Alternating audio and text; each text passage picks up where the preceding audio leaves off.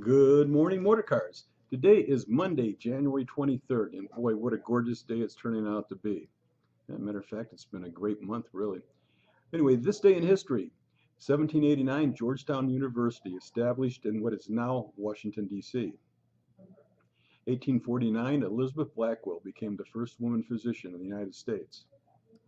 1973, President Nixon announced that an accord had been reached to end the Vietnam War. I want to talk about this because I think there's some misunderstanding there, but it's about empowerment. And I think we get the empowerment, but what we don't understand is whether it's customers for life or an department expense. Empowerment is every employee has $200 to take care of any situation where we goof up, where we could lose a customer because of our mistake, whether it's perceived in their mind or it's a real mess up. And there's kind of the difference. If it's something that we did wrong, it should be a department expense. Still, it could be charged to empowerment, and still the employee can make that decision. But if it's something we did wrong, it goes to that department. And if it's something that we didn't do wrong, that would be Customers for Life money. The Customer for Life really is basically where we distribute the expense for that work amongst all the departments, because motor cars would be losing a customer if we didn't take care of them. But if a department makes a mistake, then it should be expense of that department. I'm going to go through a couple examples, and maybe this will help clarify it a little better. They use Customer for Life to give a customer new wiper blades in December. The customer bought the unit used in October. Well, I don't know what the reason, because it doesn't tell us, why the wipers. If they were bad when the customer took delivery, then it should be expense to the policy work used car department, not be spread amongst everybody. If it's the customer just deciding he wanted new wiper blades and we want to be nice to giving them, then that's not really what empowerment is, because it's, just to be nice to somebody, we can't afford to do that either. But if it's something that we did wrong, then I'd say that would go back to that department. CRV was damaged prior to delivery. Customer upset, wants mats for their time. Well, I agree that the employee made the right decision in using empowerment to take care of it, but I disagree that it should have been Customer for Life money. If it was a damage prior delivery, it should have been caught by the new car department, and it should have been paid for by with delivery expense. Here's one. Key did not work, replace the key. Well, definitely should have been, empowerment, right decision, take care of the customer, but again, that should have gone to the used car department. Here, bought touch-up paint.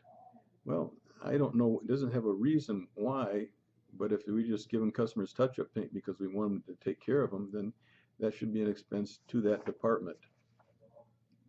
And I really don't know why that would be, for empowerment money either. That should be, an expense that goes to that department and made with the manager and the salesperson. And but I don't know the specific because it's not on there. Here's one. Had come back to pick up a vehicle because of recall. Could not pick him up. Here's something we didn't do wrong.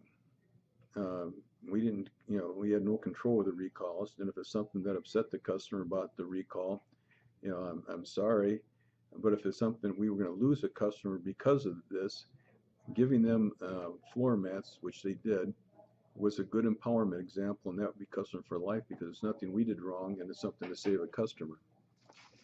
Here's an example of one that we should have used our $200 in empowerment and didn't. Customer got a new battery for the car, not at Motor Cars, and the radio didn't work. So they contacted Honda, and Honda gave them the radio code, and every time they put the serial number in and trying to retrieve it, they came up Civic code instead of a CRV. Brought their car in on a Saturday, and the advisor told them that the only way we could really help them is to contact Honda and get the code from them, but Honda was closed on Saturday to come back on Monday. Customer came back Monday and told the service advisor that what the advisor had told them on Saturday, and the service advisor said that, well, it's going to cost $115 for us to pull your radio to get the serial number on it to contact Honda. Customer said, no, I was told that you could just call Honda and get that information. And the service advisor said, no, no, no. And the customer said, I'm not paying the $115, and left. Well, before the customer left for $115, that would have been a good example of empowerment, and we should have taken care of them, even right, wrong, or indifferent. Once they walked out that door, then you know they were never going to come back. If they were that adamant about it, we lost a customer, and we should have taken care of them.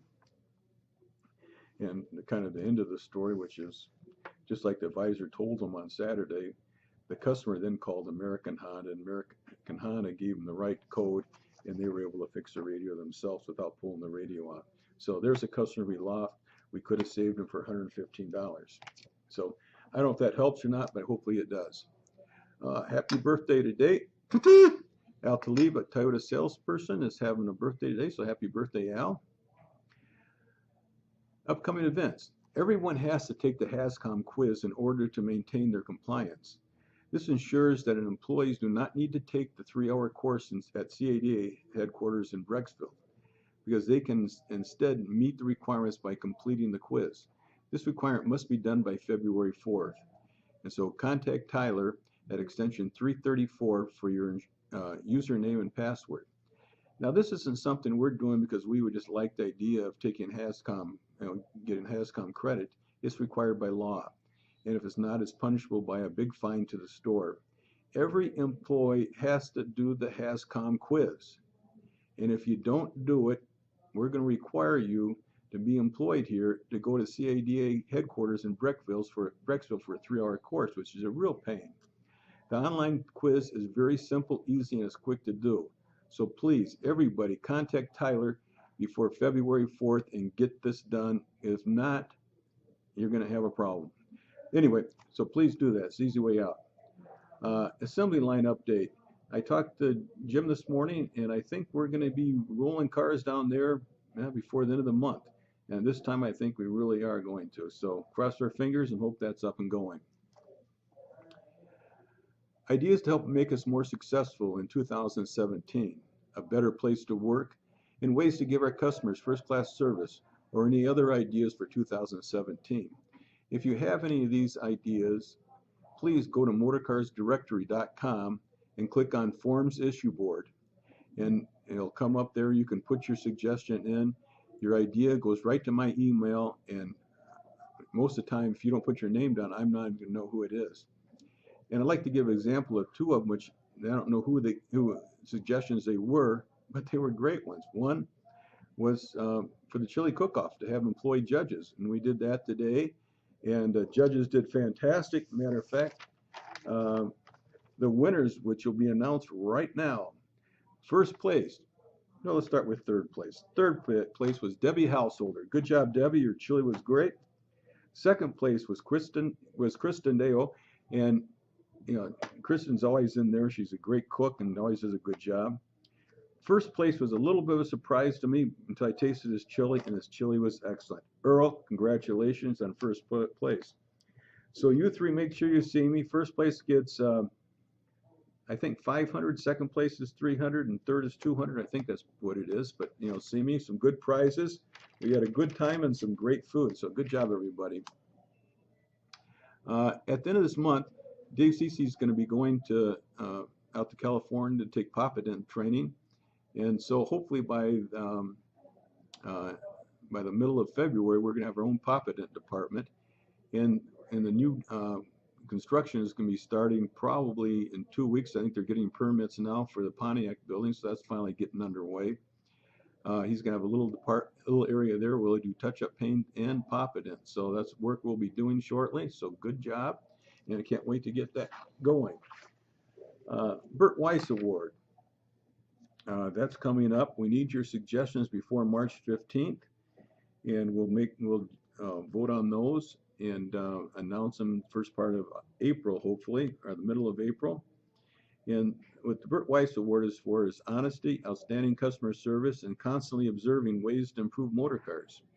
So think of the employee that most exemplifies that, and please put their name in. It's a nice deal. They get a plaque with their name on it. They go along with the other winners: Bert Weiss, Mike Driscoll, Chuck Lamb, Darwin, and Mike Gentry. They're all past winners. and they get that. They get $1,000. They get parking place, use of the limo for a night, car washes for a year. So it's a pretty nice deal. So think about who you would like to nominate for it and turn that in. Lunch Owl, again, Lunch Owl is the greatest gig in the world, especially if it ever gets cold outside. So you don't have to go out in the winter and get cold and go to a restaurant and get a parking ticket. You can just go into the lunch rooms and your Lunch Owl will be there, and it's great food. So I'd really take advantage of it, especially since I'm still paying $3 of it for you. Anyway, hero for the day. I got this. This was an article that was in Ohio Technical College magazine, and it talks about one of our Toyota Express techs. Auto Diesel Stephen Marquise is one of those students we love to watch grow as he's learning what it takes to become a professional. Sometimes we forget how ambitious some students are coming right out of high school. Marquise has already achieved more ASE certification than any other student. Now he is on the cusp of reaching his personal goal of being dual ASE master certified by this March graduation date. This month, Marquise took 2 additional ASE certification tests and passed, bringing his total earned to 12. He has 4 more to go to reach his goal. We have no doubt that he will make it and set the bar very high for anyone attempting to meet or beat his success record. That's just great job, Stephen. We're proud of you. Good job. Everybody see Stephen and pat him on the back and tell him we're proud of him. That's it. And hey, let's have a great day.